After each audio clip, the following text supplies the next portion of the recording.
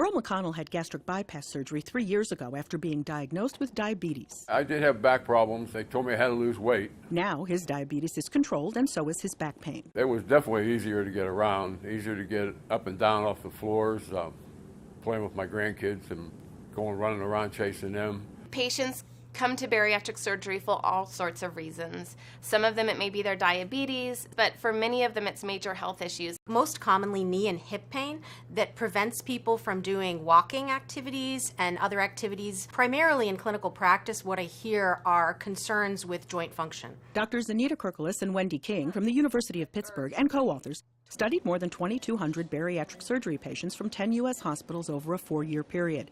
Patients filled out questionnaires about their pain and physical function before surgery and each year for 3 years after surgery.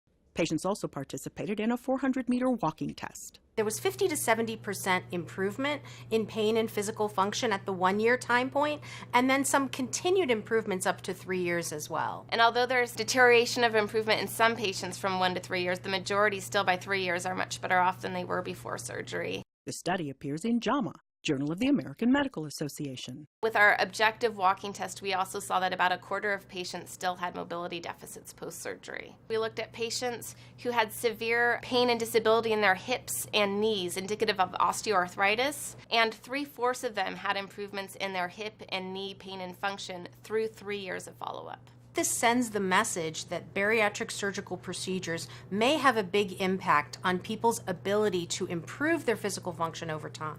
Earl maintains his weight loss and recently received praise from his cardiologist. That's the first time I ever seen him smile, too, when I went in there after I had the gastric bypass done. I'm looking for a long, happy life and see the grandkids get married. Catherine Dolph, The JAMA Report.